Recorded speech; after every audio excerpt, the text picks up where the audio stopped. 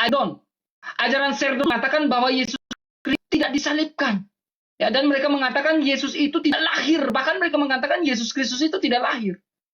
Betul-betul dia itu sang ilahi. Ajaran Marcion. Marcion pun mengatakan seperti itu. Jadi ketika Islam muncul di abad ke-6 dan abad ke-7, lalu muncul dalam sebuah penjelasan di dalam surah An-Nisa ayat yang ke-157 mengatakan bahwa Yesus Kristus itu tidak disalibkan. Tetapi mari kita perhatikan ayat dalam An-Nisa 157.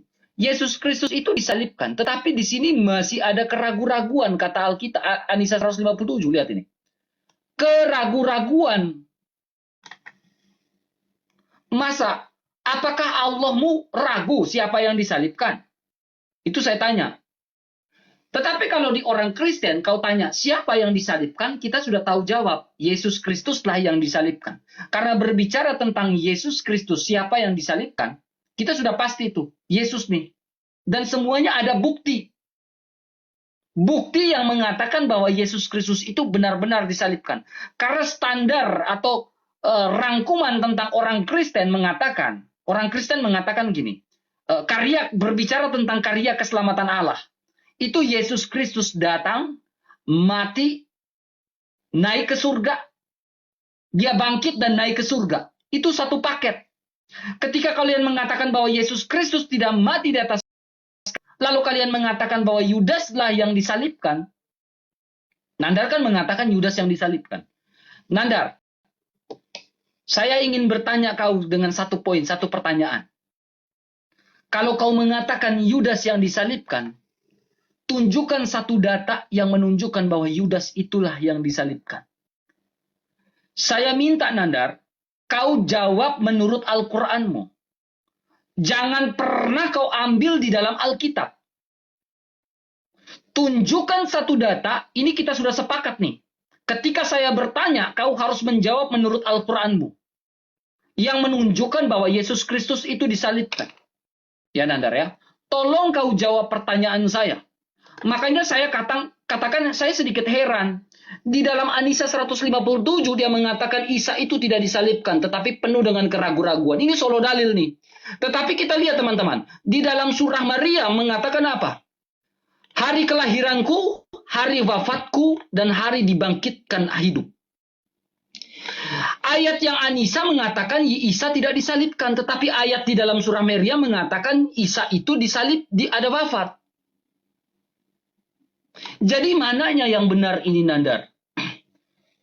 An-Nisa 157 mengatakan Isa tidak disalibkan, tetapi surah Maryam mengatakan Isa itu disalib, bahkan dibangkitkan, hidup kembali. Kok aneh-aneh ya? Kok ada keraguan-raguan ya? Buktikan Nandar, kalau kau bilang Yudas yang disalibkan, kau buktikan ke kami, menurut Al-Quran yang sempurna itu, Al-Quranmu yang maha tahu itu, bahwa Yudaslah yang disalibkan. Teman-teman lihat nih, dia tidak akan sanggup menunjukkan bahwa Yudaslah yang disalibkan menurut standar Al-Qurannya. Dia akan lari ke Alkitab, teman-teman. Kita lihat nih sebentar nih.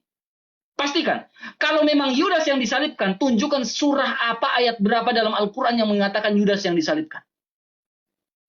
Jangan kau lari ke Alkitab. Alkitab tidak ada hubungan dengan Al-Quranmu. Ya, jawab Nandar.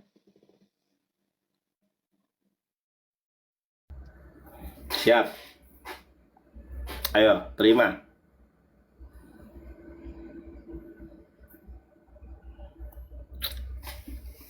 Bismillahirrahmanirrahim. Al-ilmu qoblal qaul wal amal. Berilmu terlebih dahulu sebelum berbicara dan beramal. RK nggak ngerti Al-Quran, tiba-tiba dia menafsirkan ayat Al-Quran, Quran surat Maryam ayat ke-33 ya, mengenai Yesus dibangkitkan hidup kembali. Ketika kita memahami Al-Quran, maka jangan cara pandang untuk memahaminya dengan cara pandang paganisme. Teman-teman, RK mengutip Quran surat Maryam ayat 33. Dia lupa dengan Quran surat Maryam ayat 10 sampai 14. Saya bacakan ya. Kita lihat di sini teman-teman. Ini ya, Quran surat Maryam ayat 11. Kita baca dari ayat ke-12, "Wahai Yahya, ambillah, pelajarilah kitab Taurat itu dengan sungguh-sungguh, dan kami berikan hikmah kepada Yahya." Dalam Kristen, Yahya ini Yohanes Pembaptis ya, selagi dia masih kanak-anak. "Dan kami jadikan rasa kasih sayang kepada sesama, dan kami dan bersih dari dosa, dan dia pun seorang yang bertakwa. Kemudian dan sangat berbakti kepada kedua orang tuanya, dan dia bukan orang yang sombong, bukan pula orang yang durhaka." Saya bacakan di ayat ke-15-nya, "Wassalamun alaihi yauma yulida wa yauma yamutu wa yauma yub'atsu hayya." Dan kesejahteraan bagi dirinya, ini bagi Yahya ya, pada hari lahirnya, pada hari wafatnya, dan pada hari dia dibangkitkan hidup kembali. Menurut Al-Quran, ini Yahya dibangkitkan hidup kembali loh. Baca dari ayat 11. Baca dari ayat 10. Nah, makanya jangan diambil dari sudut pandang Kristen, nggak nyambung ini. Dan kesejahteraan bagi dirinya, yaitu Yahya pada hari lahirnya, pada hari wafatnya, dan pada hari dibangkitkan hidup kembali. Inilah yang salah dari Kristen, the fatal. Yang dimaksudkan hidup kembali itu adalah di hari kebangkitan. Di dalam Islam ada fase-fase ya alam ini. Ada alam rahim, ada alam dunia, ada alam barzah. Setelah alam barzah ada hari kiamat. Nah, setelah hari kiamat ada yang namanya yaumul ba'ats, hari kebangkitan. Jadi di dalam Al-Quran, Yesus itu baru bangkit nanti di hari kiamat. Kamu tanya ustadz, kamu tanya kiai, betul nggak yang saya maksud di sini? Hari kebangkitan. Itu hari kebangkitan, bukan bangkit hari ketiga. Bagaimana kamu mengatakan kebangkitan hari ketiga? Orang Al-Quran mengatakan di dalam Quran surat An-Nisa ayat 157, "Wa ma qataluhu wa ma solabuhu walakin subihalahum." Dia tidak disalib, dia tidak dibunuh, yang dibunuh dan disalib adalah orang yang diserupakan. Nah, RK bertanya, "Nandar, siapa yang disalib itu? Kalau bukan Yesus?"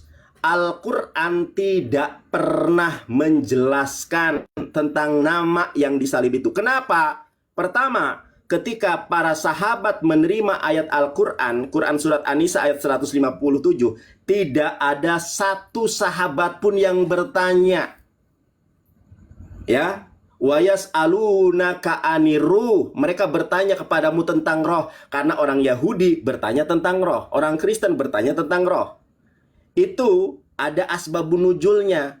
Wa yas'alunaka aniruh kuliruhu min amri robbi wa ma'utitum. Mereka tidak diberikan ilmu, ya, kecuali ilmu itu sedikit. Nah, kenapa tidak disebutkan? Karena tidak ada sahabat yang bertanya siapa yang disalib itu. Tidak ada sahabat yang kemudian bertanya. Bahkan Rasulullah SAW pun tidak bertanya siapa yang disalib itu. Nah, nanti saya akan jelaskan di sesi kedua terkait fitnahannya di dalam Quran surat An-Nisa ayat 157.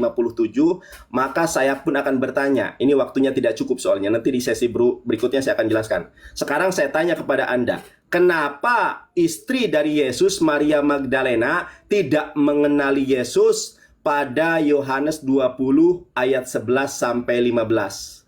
Semua pertanyaan Anda sudah saya jawab, tolong jawab pertanyaan saya. Kenapa istri Yesus, Maria Magdalena, tidak mengenali Yesus? Di ayat Yohanes ayat ke-11 sampai 15. Kita sekarang ini lagi diskusi tentang apa, Nandar? Tentang pembuktian bukanlah yang disalib, bukan berbicara Yesus punya istri. Iya, saya fokus dong dengan temanya. Tuh kan dia kabur tuh. Kita harus fokus dengan tema. Jangan kabur, RK, jawab. Itu ada korelasinya. Saya tidak kabur. Kita fokus dengan tema pembuktian Yudas yang disalib atau Yesus. Tidak berbicara tentang istrinya Yesus. Karena Yesus tidak ada istri. Kamu jangan framing kemana-mana, Nandar. Minta maaf, Nandar. Kita diskusi ini diskusi akademik. Mau kabur teman-teman ya. kabur karena saya minta Ya kamu sudah. untuk diskusi. Nanti saya Fokus. jelaskan. Saya tanya, kamu bisa fokus nggak untuk pembuktian bahwa Yudas yang disalibkan? Loh, fokus saya. Nah, kalau Di mana? fokus, jangan nggak usah bawa bilang Yesus menikah lah, apalah. Karena Loh, tema saya saat nggak ini bilang Yesus pembuktian menikah. Yudas, bukan tema ini Saya pembuktian yang lain. bilang, kenapa Maria Magdalena tidak Nah, mengenali nggak usah Yesus? kau framing bilang Maria Magdalena itu istrinya Yesus. Loh, emang, saya tunjukkan Enggak, buktinya. karena tema pada saat ini bukan berbicara tentang itu. Tema saat ini berbicara tentang pembuktian Yudas yang disalib atau tidak. Aduh, kamu baru gitu Jadi kamu aja jangan sudah- framing-framing. Ini Kita baru- fokus dengan tema, Ini Nandar. baru awal loh. Kamu kenapa Memang kok ini baru awal. jangan- Makanya saya menegaskan Aduh. agar kamu jangan keluar dari tema. Saya nggak keluar dari tema. Ya Ini ada udah, korelasinya. fokus pembuktian bahwa itu adalah Yudas Saya yang disalib. jamin. Saya jamin nanti ada korelasinya. Tinggal Anda tanyakan. Nggak bisa nggak kau melakukan Kok nggak pembuktian bahwa bisa? Yudas yang disalib? Kamu belum apa-apa sudah ngeper loh. Enggak, saya ingin Aduh. meluruskan dan ingin kembali Baik, pada fokus pada saya tema. boleh klarifikasi nggak? Boleh saya klarifikasi? Boleh Apa saya yang mau kau klarifikasi? kan kamu tanya itu kenapa kok dibilang istri Yesus? Emang istri Yesus? Nah, Nggak ada. Di dalam situ tidak pernah berbicara istri Ini Yesus saya Maria tunjukkan. Magdalena, Nandar. saya tunjukkan. RK ini nggak percaya deh, heran deh. Nandar memang bojak Bisa. bortum. Coba tunjukkan. Ya, kamu berani mau lanjut apa enggak? Ya tunjukkan, mana kau tunjuk. Makanya saya bilang kalau kau tidak bisa tunjukkan, saya bilang jangan kau pernah bahas lagi. Baik. Kita Nih, fokus teman-teman, pembuktian. Ya, Ya, ini saya buktikan. Saya buktikan. nah, buktikan di mana? Baik. Nah, kenapa saya mengatakan istri Yesus? Yohanes berapa? Yohanes 20 nomor 15. Yohanes 20, Nomor 15. Yohanes pasal 20. Iya. Nomor Iya, 15. coba. Ah. Kau salah lari. Nih. Kata Yesus kepadanya, "Ibu, mengapa engkau menangis? Siapakah yang engkau cari?" Maria menyangka orang itu adalah penunggu taman. Lalu Baik. berkata, sabar, saya balik kameranya. Boleh. Ya. Lalu berkata kepadanya, "Tuhan, jikalau Tuhan yang mengambil dia, katakanlah kepadaku, dia mana Tuhan meletakkan dia supaya aku dapat mengambilnya." Di dalam Yohanes ini tidak pernah membicarakan bahwa Maria Magdalena adalah istri Yesus. Mana Baik. kalau kita di dalam SMA, Baik. Nandar, ya maaf, ini Alkitab saya, Nandar. Kamu tidak Baik. pantas. Maksudnya gini, Nandar, kau dengar baik-baik. Kalau di dalam sekolah SMA, kita belajar tentang apa ide pokok dari paragraf itu. Ide pokok Iya. dari paragraf ini tidak pernah membicarakan tentang Yesus punya istri yang namanya Maria Magdalena. Di mana ide pokoknya? Oke, baik. Boleh saya jelaskan dulu ya, Kak, biar kamu tidak salah paham. Mana, coba. Baik, oke ya, teman-teman ya. Nih, teman-teman. Perhatikan ini ya. Indonesia istri. Ini bahasa Yunaninya gunaika. Bahasa Yunaninya gunaika, teman-teman ya. Gunei. Nah, kita lihat nih. Di dalam Yohanes 20 nomor 15. Kita lihat di dalam bahasa Yunaninya nih. Legei haute ho Yesus gunai. Ternyata di dalam bahasa Yunaninya gunai artinya istri. Nah, Nandar, kalau ibu gunai itu, Nandar. Nandar, sebentar, RK. gunai itu, Nandar. Aku kan Gini, lagi Nandar, penjelasan kau jangan nih. framing. Sebentar, Pak. Gini, Nah, ini Nandar. apa ini? Gunai Ibu itu, apa, Nandar. Ibu? Apa itu? Gunai itu apa itu? Oke, sebentar. Gunai itu, kalau kita lihat di Strong, kita lihat konteksnya. Gunai itu bisa diterjemahkan sebagai ibu, gunai itu bisa diterjemahkan sebagai perempuan. Ya, Oke. tetapi konteks pada saat ini, gunai itu diterjemahkan sebagai perempuan. Bukan yang RK, biasa aja, lain-lain. RK. Nah, Jangan, itu kamu konteksnya tegang apa? banget, Ibu ya. kan? Ibu, kalau ibu bahasa kan? Yunaninya apa? Bukan istri kan? Enggak, kalau ibu Ya, bahasa bukan Yunaninya istri apa? kan? Ibu kan, bukan istri kan? Perempuan, Sebentar bukan dulu, istri kan? aduh, sabar dulu ya. Gimana gunai Ibu itu dalam bisa konteksnya aduh, diterjemahkan sabar dulu ibu? RK. Ibu dalam bahasa Yunaninya metera. Bahasa Inggrisnya Ya, metera, ayah. kan? Nah. Sabar dong RK, sabar dulu, Konteks sabar. di sini untuk siapa? Perempuan atau bukan? Untuk istri atau bukan? Oke, bentar. Maria Sabar dulu, Magdalena bukan. Sabar dulu RK. Perhatikan saya dulu. Ngomongnya satu-satu pelan-pelan. Makanya jangan begitu kemana-mana, aja. Tan Nandar. Jangan melebar. Jangan kemana-mana kamu. Nih teman-teman, perhatikan ya. Ibu dalam bahasa Yunaninya itu adalah metera. Bahasa Nah, Inggris mother. Nah, Hmm. kalau ayah, teman-teman, kalau ayah, nih. Ayah fatera. Ya, Iya, Fatera. semua sudah tahu Sebentar, Nandar. sabar Semua sudah dulu, tahu. sabar dulu, RK. Semua sudah tahu Sabar. Nandar. Masalahnya, Aduh. Nah, konteks di dalam ayat ini, ide pokok ini tidak pernah membicarakan bahwa Yesus itu beristrikan Maria Magdalena. Jangan kau ini kemana-mana loh, temanya. ini loh RK, Gunai. Jangan Gunai lari-lari itu dari tema, istri. Nandar. Gunai itu istri. Gunai itu Guna itu istri, nah. bukan berbicara cuma istri, Nandar. Guna itu bisa berbicara tentang perempuan. Kita Tapi lihat, bisa coba kau buka berbicara istri prongnya. apa enggak? Sekarang Coba saya kau tanya, buka bisa. prongnya. Ya, sekarang saya tanya, bisa Coba berbicara kau istri apa buka enggak? prongnya. Bisa berbicara istri apa enggak? Lihat ini, saya buka Nah, Nandar. ini nih, teman-teman lihat ya. Saya buka Legei Nandar. haute ho Yesus Nandar, gunai. ini Nah, gunai, kemana-mana kau, gunai Nandar. itu. Ini, lihat, istri. lihat, perhatikan. Loh, Jangan kemana-mana. Kalau Yesus punya istri, di mana anaknya? Justus anaknya. Kolose 4 ayat 11. Luakon kau mulai karang-karang anaknya namanya Kolose 4 ayat Justus. 11. Di mana? Kolose yang 5:16 itu bukan berbicara Justus, itu anaknya. Loh, Jangan ada. sembarang-sembarang, Mau saya tunjukkan. Nandar. Jangan Mau saya aneh-aneh. tunjukkan bukunya. Jangan bawa buku yang bukan bagian dari tradisi gereja. Bukunya Kristen itu. Saya tidak percaya dengan buku-buku itu. RK, kenapa kamu mengalihkan topik ke istri? Kau perhatikan baik-baik dulu. Ayo Enggak, kita soalnya debat. kau melebar, Nandar. Ya. Loh, kamu kok Kau jadi melebar. takut banget sama saya. Saya belum bahas Yesus loh. Saya nggak suka diskusi itu, nggak boleh. Aduh, si RK ini Diskusi boti. itu, Nandar. Diskusi itu Belum nggak boleh apa-apa sudah kemana-mana. kejang-kejang. Kamu Nih, tuh kau membawakan dalil ya. Kau membawakan dalil, Nandar. Ya. Dalil yang kau bawa, aduh, astagfirullah. Dalil yang kau bawakan itu, kau perhatikan, sabar, Nandar. tenang. Nih, kamu nggak Dalil usah. yang kau bawakan itu, adalah yang mana? Yohanes 20 nomor 15. 20 ayat berapa? Yohanes 20 nomor 15. 20 ayat 15. Legi auto Yesus apa? Gine. Nah, ini gunai kan? Gunai. Ya, Ya. gunai. Gunai ini bukan diterjemahkan sebagai istri saja. Nah, apa terus? Gunai ini diterjemahkan sebagai woman. Memang Terus? diterjemahkan wife. Diterjemahkan Terus? sebagai Nah, berarti basically. istri kan? Tetapi bukan Ya. konteks di sini bukan diterjemahkan sebagai istri. Sekarang saya tanya, yang menentukan konteks itu di situ siapa? Konteks di situ, Nandar. Kau harus melihat konteksnya, Nandar. Iya, yang Nih, menentukan konteks di Nandar. situ siapa? kau perhatikan Anda yang baik-baik. ngatur Yesus? Nah, kita melihat konteksnya di sini, Nandar. Kata Yesus kepadanya, Maria berpaling dan berkata kepadanya dalam bahasa Ibrani, Rabuni. Nah, Di sini Maria Magdalena tidak pernah mengatakan iya suamiku. Tidak. Dia mengatakan Rabuni. baik, saya jawab boleh? Gini, dari konteksnya, Nandar. Aduh. Konteksnya di situ, Maria Boleh saya Magdalena jawab apa tidak pernah. enggak? Maria Magdalena tidak pernah mengatakan di situ, iya suamiku. Enggak. Dia bilang Rabuni. Oke, boleh saya jawab Itu enggak? yang saya bilang, lihat Boleh dari saya jawab konteks. apa enggak? Boleh saya jawab apa enggak? Nih Nggak gini usah teman-teman. dijawab, Nandar, karena itu Bukan, nggak alkitabnya usah saya. dijawab. Loh, kamu bisa Ya, itu jawab kan sendiri. alkitabnya kami, Nandar. Untuk Loh, apa kau tapi kan menafsirkan saya paham kitab kami? Alkitab. Dari mana kau paham Alkitab? Gini aja dah RK, gini aja. Nih gua Makanya saya tengahi bilang, ya. kita Gua jangan tengahi ya. membahas sesuatu Gua yang di luar tengahi. dari tema. Gua tengahi. Baik, gua mohon maaf nih, gua tengahi saja daripada lu kabur ya. Gua ngalah aja, yang waras Masa ngalah ya. berkabut? Ya udah, jangan Yang bahas ngalah, dari tema. yang waras ngalah. Gua ngalah nih, ngalah gua. Oh, nggak Nih, bisa, gua diam, ralat, Nanda. gua ralat lagi, gua ralat Oke. nih, gua ralat nih ya. Ini pertanyaan gue, gua ralat. Kenapa Maria Magdalena tidak mengenali Yesus di dalam Yohanes 20 nomor ke-15? Nomor Oke, terima ke-14. kasih. Nah, gitu, gua ralat. Gitu aja lu, dibikin Oke. repot. Ya udah. Kejang-kejang.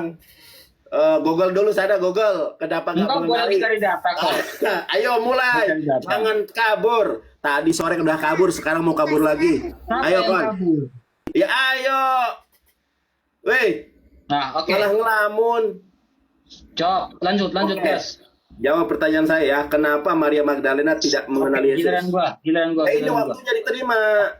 Terima, jangan kabur. Gua pencet di situ, lo terima. Silakan. Bengong. Oke.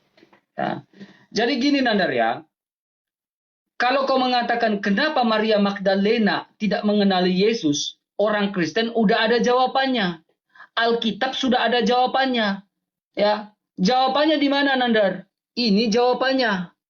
Matius 17 ayat yang kedua. Lalu Yesus berubah rupa di depan mata mereka. Wajahnya bercahaya seperti matahari dan pakainya menjadi putih bersinar seperti terang. Jadi orang-orang pada saat itu ketika Yesus bangkit tidak mengenalinya, karena memang pada saat itu wajah Yesus betul-betul bercahaya. Itu jawabannya, Nandar. Jadi tidak usah kau framing. Nah, Nandar, saya sudah jawab pertanyaanmu, tetapi satu pertanyaan saya saja kau tidak bisa menjawab. Ya, Nandar ya. Pertanyaan saya tadi, Nandar, kau bilang sejak kapan siapa Yahya? Yahya itu kau bilang Yohanes Pembaptis kan? Ya kan? Yahya itu kau bilang Yohanes Pembaptis.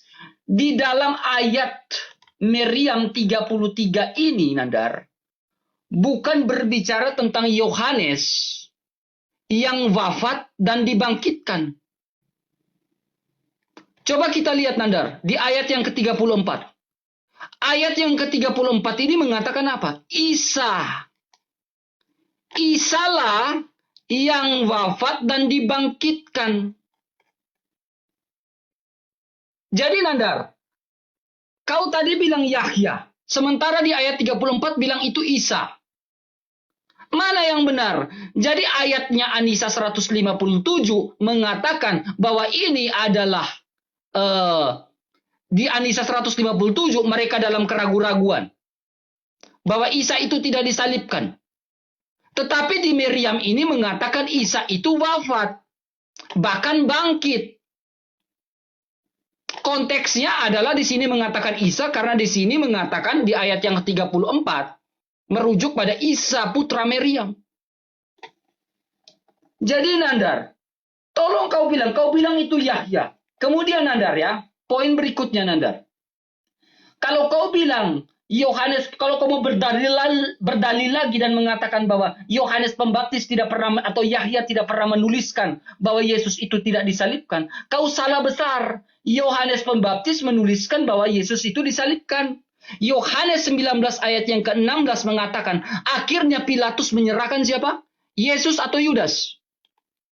Dalam Injil Yohanes mengatakan, Pilatus menyerahkan Yesus, bukan Yudas, Nandar.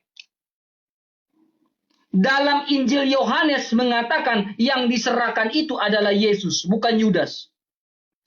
Kalau kau mengatakan gini ya, oh, Al-Quran tidak pernah mengatakan bahwa itu Yudas.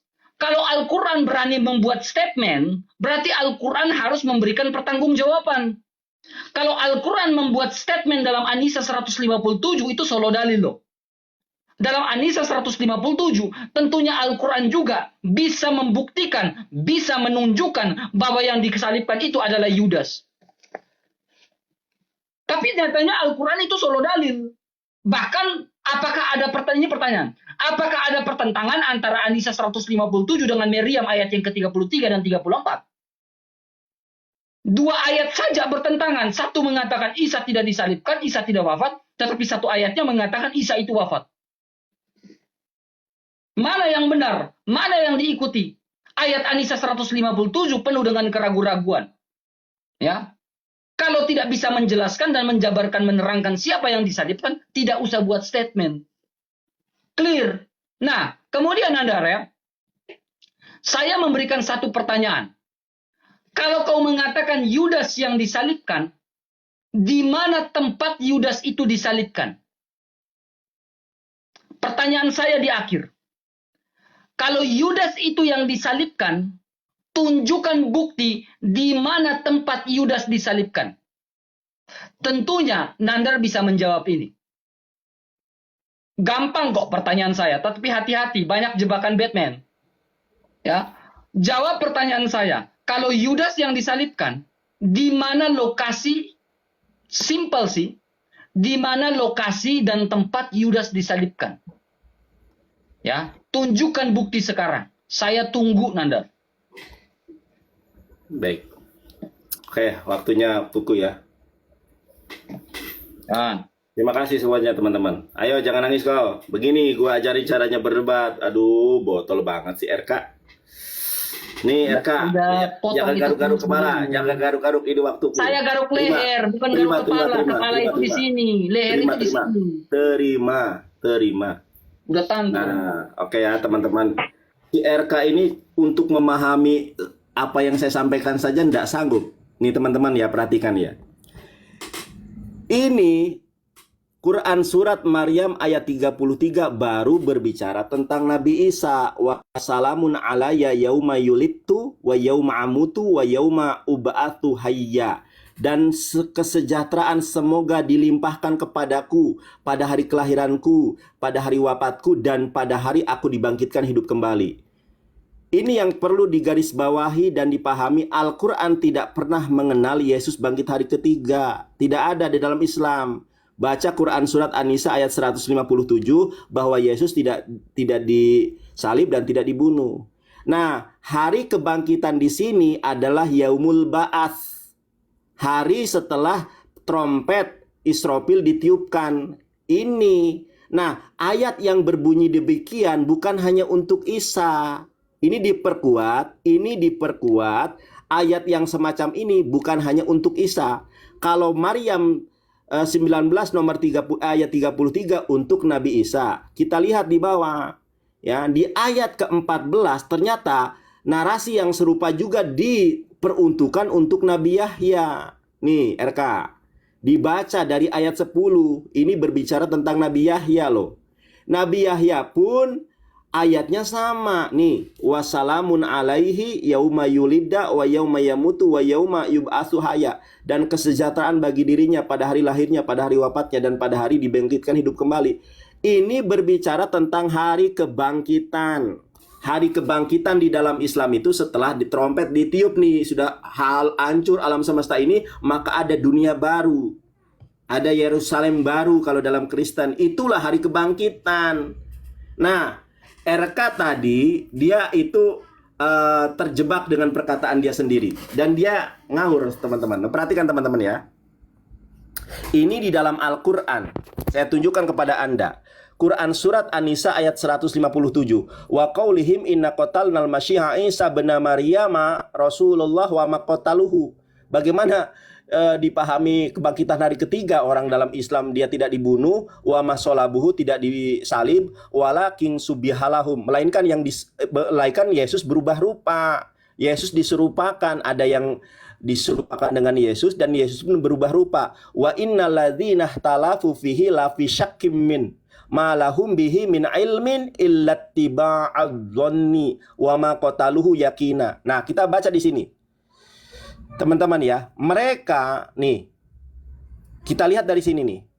Sesungguhnya orang-orang yang berselisih paham tentang pembunuhan Isa benar-benar dalam keraguan tentang yang dibunuh itu. Inilah sejarah Kristen. Al-Quran meriwayatkan bahwa di dalam Kristen juga mempunyai berbagai macam sudut pandang terkait Yesus ini, pembunuhan Yesus. Kamu tadi sudah menyebutkan tuh Valentinus, Basilides, dan lain sebagainya. Mereka tidak mempunyai keyakinan tentang siapa yang dibunuh itu. Nah, ini Al-Quran menceritakan. Kecuali mengikuti persangkaan belaka. Mereka tidak yakin pula bahwa yang mereka bunuh itu adalah Isa. Nah, itu jelas RK. Itu bukan Allah ragu-ragu. Justru Allah menceritakan keadaan kaum Kristen yang ragu-ragu. Nah, jadi orang Kristen tuh ragu-ragu loh teman-teman. Nah, RK kejebak.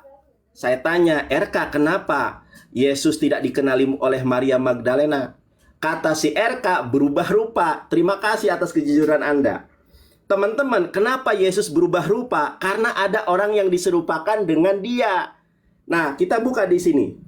Di dalam ayat yang Anda sajikan sudah saya baca. Untuk mempersingkat waktu, saya akan bukakan Markus 16 nomor Markus 16 nomor 12. Perhatikan ini RK. Waktu. Nah, Yesus itu sebelum dibunuh itu gini teman-teman. Sesudah itu ia menampakkan diri dalam rupa yang lain kepada dua orang dari mereka ketika keduanya berjalan keluar kota. Oke. Waktu saya tinggal sedikit karena pertanyaanmu begitu banyak. Kalau kamu mau jawaban saya, sekarang Anda baca Matius 27 ayat ke-5, Kisah Para Rasul 1:18. Silahkan Anda jelaskan kepada saya, di situ jawabannya. Anda baca Matius 27 ayat ke-5, Kisah Para Rasul 1:18, itu jawaban atas pertanyaan Anda. Ya, coba nanti Anda jelaskan. Coba tolong Anda jelaskan Matius 27 ayat ke-5, Kisah Para Rasul 1 nomor 18. Jangan panik kau. Nah, begini caranya berdebat, pakai ilmu, sistematis. Ilmu apa, Nandar? Jawaban pertanyaanku kok nggak jawab?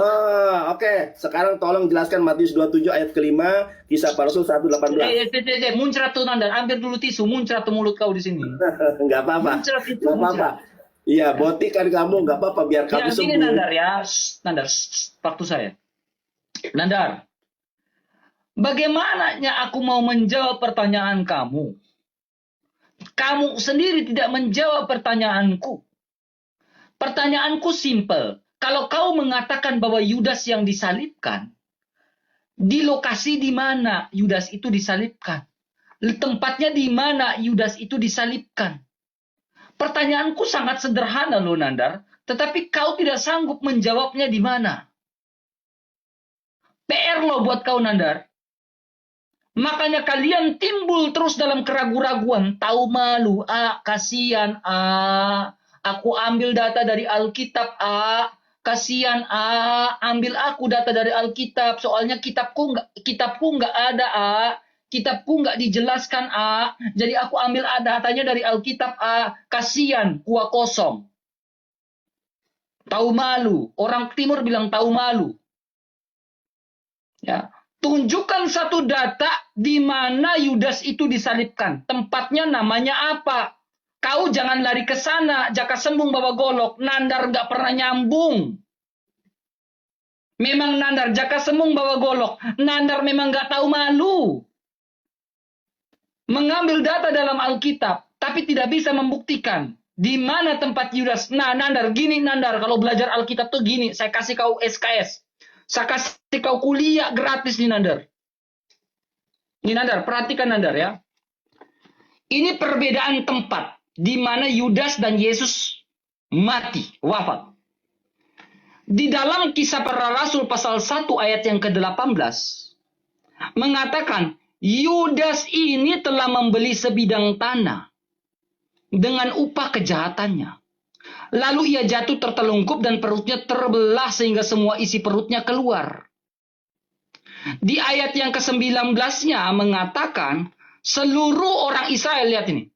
Hal ini diketahui oleh semua penduduk Yerusalem. Ada saksinya. Yudas mati di tempat yang namanya apa? Hakaldama, tanah darah nih. Dan saksinya adalah orang Israel. Nih, penduduk Israel saksinya. Sementara Yesus mati di tempat di dalam Markus 15 ayat 22. Tempat yang namanya Golgota. Dari tempat saja sudah berbeda, Nandar.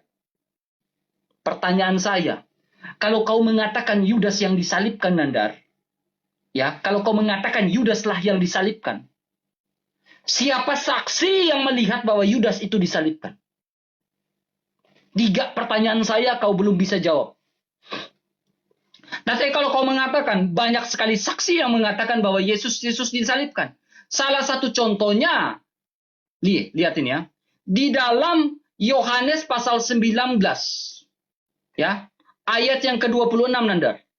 Saksi yang mengatakan bahwa Yesus Kristuslah yang disalibkan adalah ibunya sendiri.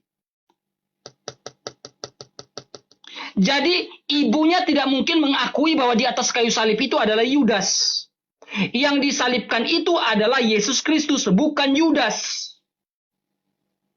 Kalau kau mau membantah argumentasi saya, tunjukkan data, tunjukkan dalil yang mengatakan Yudas itu disalibkan. Tempatnya di mana?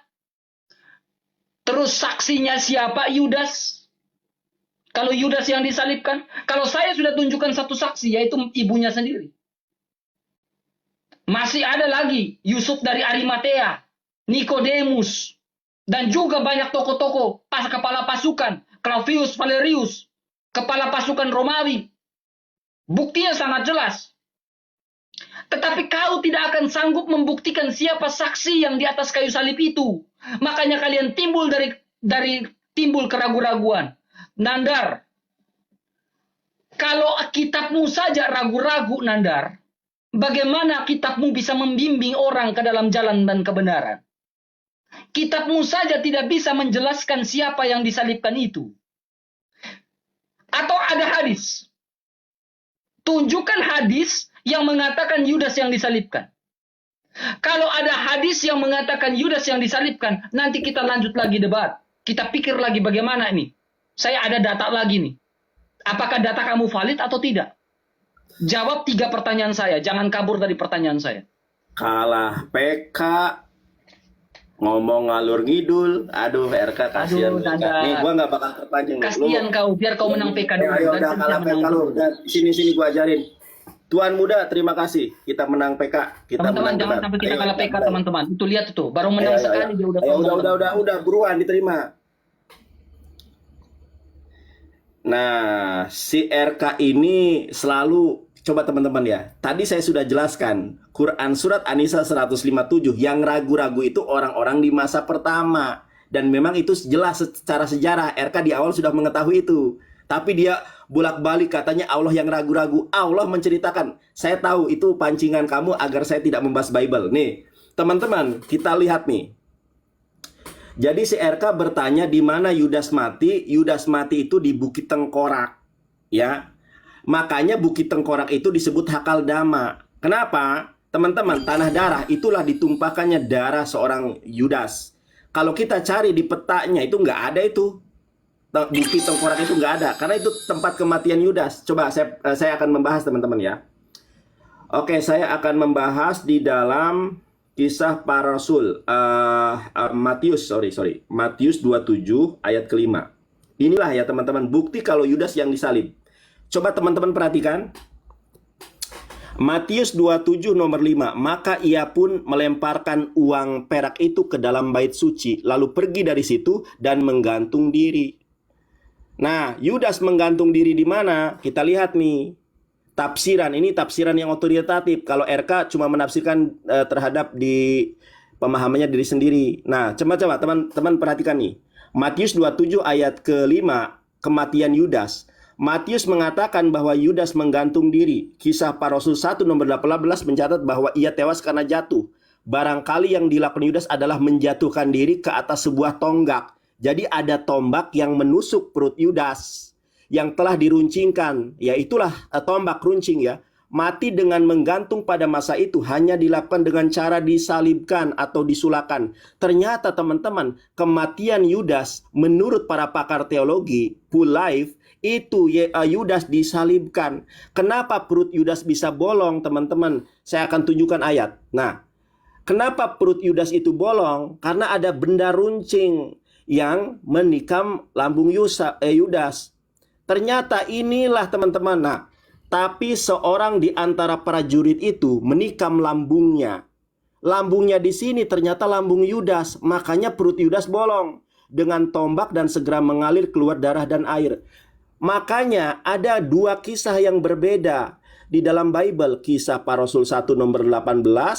Katanya Yudas perutnya bolong. Yudas ini membeli sebidang tanah dengan upah kejahatannya, lalu ia jatuh tertelungkup dan perutnya terbelah sehingga semua isinya perut tertumpah keluar. Teman-teman cari ya, di museum Romawi itu ada tombak tentara Israel. Tombak tentara Romawi itu. Ternyata tombaknya begini bentuknya. Kalau nojos bahasa Sunda ya teman-teman, nusuk perutnya Yudas. Krak. Nah, tombak itu kalau masuk segede gini ditarik, perut Yudas bolong. Makanya kematian Yudas pada Kisah Para Rasul 1 nomor 18 perutnya bolong. Sementara di dalam Matius 27 ayat ke-5 katanya Yudas matinya digantung. Digantung di mana? Ternyata di tiang salib. Nah, ketika Yudas, jadi yang disaksikan oleh Bunda Maria itu adalah Yudas. Makanya ketika Yudas dia mati, tentara Romawi kan, wah ini kayaknya bukan Yesus. Akhirnya mayat Yudas dibuang di situ. Makanya entry point-nya teman-teman, kita lihat nih. Mudah-mudahan paham ya, karena Yohanes 20 nomor ke-14, kenapa Maria Magdalena ketika mengunjungi kubur Yesus kosong? Karena bukan Yesus di situ. Yesus memang tidak disalib. RK sendiri mengakui kenapa Maria Magdalena tidak mengenali Yesus. Yesus berubah rupa. Nih teman-teman perhatikan ya. Yesus berubah rupa. Nah, kenapa Yesus berubah rupa? Karena wajahnya digantikan oleh Yudas. Coba perhatikan teman-teman ya. Matius 17 nomor 2, Yesus berubah rupa. Markus 9 nomor 2, Yesus berubah rupa. Lukas 9 nomor 29, Yesus berubah rupa. Gak mungkin dong orang berubah rupa. Ngapain? Karena Yesus takut disalib. Karena dia takut disalib, makanya dia berubah rupa. Nah, gak mungkin juga ada dua Yesus. Makanya Yesus berubah rupa kepada rupa yang lain. Sedangkan Yudas berubah rupa seperti Yesus. Jeder RK. Jangan nangis kau. Sudah menang PK, menang debat. Habis ini gua hancurkan semua argumentasi elu. Ternyata menurut Bible, Yudas yang disalib, Yudas yang diserupakan. Jeder. Bang Depati, terima kasih. Tuhan Yesus. Kalah PK, kalah debat kau Kalau hari PK ini. nggak apa-apa Nandar, yang penting tahu terbang sekarang. Giliran lu aja gue biasa aja. Teman-teman, PK nggak habis apa-apa. Oke, gas Nandar, diam Nandar, Teman-teman, waktunya saya Danos. sekarang Diam pertanyaan saya. Oh, tuh. Iya, diam. Oke, tanggapi ya. Awas kau, lari kau. Saya ngerti Nandar, bukan anak kecil saya. Ya, Nandar, kau perhatikan baik-baik Nandar ya. Tadi kau mengatakan lambung Yesus yang ditusuk. Iya kan? Yudas. Lambung Yudas. Nandar, tahu malu Nandar, makanya baca. Nandar ini penipu hulung. Yohanes 19 ayat 33. Tetapi ketika mereka sampai kepada Yesus, bukan Yudas. Penipu. Penipu. Dan melihat bahwa ia telah mati, mereka telah mematahkan kakinya. Tetapi saksinya ada saksi kedua. Saksi kedua yang mengatakan di atas itu adalah prajurit yang menikam lambung Yesus. Penipu. Penipu. Jangan kau pelintir-pelintir Alkitab, penipu. Jangan kau framing-framing penipu Alkitab ya. Ya. Jangan kau framing Alkitab hanya untuk keinginan dagingmu, Nandar. Nanti kau terkutuk. Kau celaka. Jangan kau jadi penipu, Nandar. Diskusi itu yang jujur. Yohanes 19 ayat 34, saksinya adalah seorang kepala prajurit. Dan di sini yang menikam lambung Yesus atau Yudas nih? Yesus atau Yudas nih? Yesus, bukan Yudas. Jadi silakan jangan jadi orang penipu, Nandar.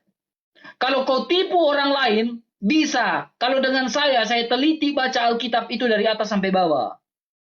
Ya. Kemudian Nandar ya, kau bilang Yudas mati di tempat yang namanya tengkorak.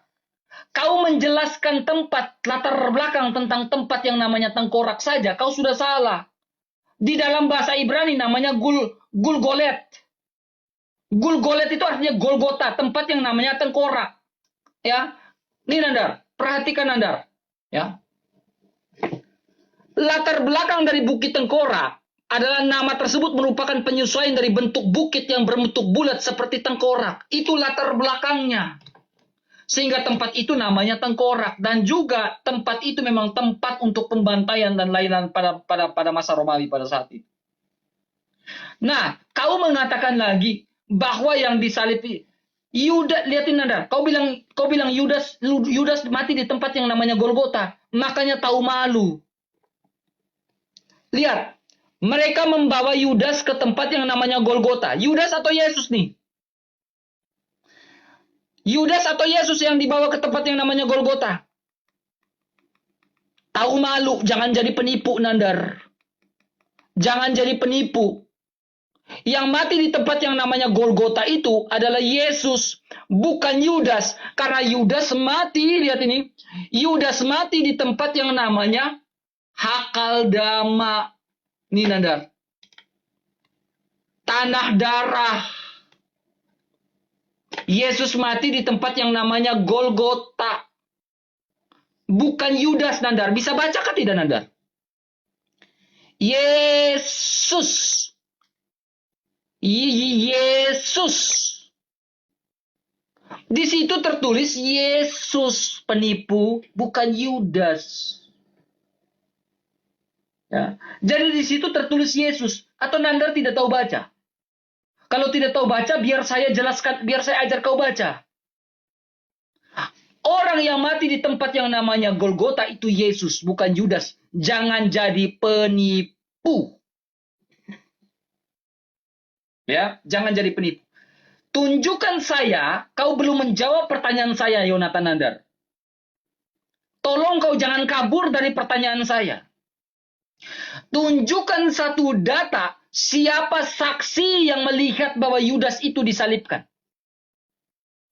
Data dari mana? Hadis kah? Al-Quran kah? Siapa saksinya? Saya minta kau menunjukkan data dari Al-Quranmu. Jangan kau ambil dalam Alkitab. Data dari keimanmu. Hadis kah? Al-Quran kah? Jangan kau lari di Alkitab. Jangan kau ngemis-ngemis di Alkitab. Tahu malu, Nandar. Jangan jadi pengemis. Jawab pertanyaan saya. Dan saya minta jawaban itu dari Al-Quranmu. Kan Al-Quran kan sempurna. Al-Quran kan dari Allah yang Maha Tahu. Tentunya kalau Allah dari Allah yang Maha Tahu, masa menjelaskan di mana siapa yang disalibkan dan saksinya saja tidak bisa? Segitu doang loh nggak bisa. Masa Al-Quran tidak bisa menjelaskan? Jawab pertanyaan saya menurut Al-Quranmu. Jangan menurut kitab saya. Oke, RK gak bisa menjawab lagi teman-teman. Nih saya babak belurkan lagi si RK. Ayo minum yang banyak. Habis ini kau. Ayo, terima. Ini Jawab teman-teman menurut ya. kitabmu ya. Jawab Ya, menurut ini kitabmu. saya mau jawab.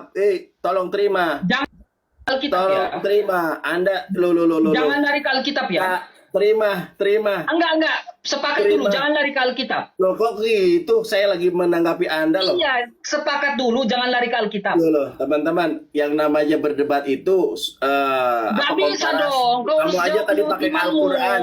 Kamu tadi pakai Al-Quran. Ya saya tanya, tapi saya ketika kamu bertanya, saya menjelaskan menurut kitab saya. Masa kamu boleh pakai Al-Quran, saya nggak boleh pakai Nggak Bible? bisa dong. Kau harus menjelaskan menurut aneh kitab kamu. kau. RK, kamu nyerah atau lanjut? Nih. Enggak, kau mau bilang saya pecundang, terserah. Saya mau kau menjelaskan menurut kitab kau. Jangan menjelaskan Baik, menurut saya kitab saya. jelaskan. Baik, saya jelaskan. Kitab kau Ya, ya. baik jelaskan. Ya. Jawab baik, pertanyaan jelaskan. saya menurut kitab kau ya. Saya jelaskan semuanya. Menurut Saya kitab kau ya. Silakan.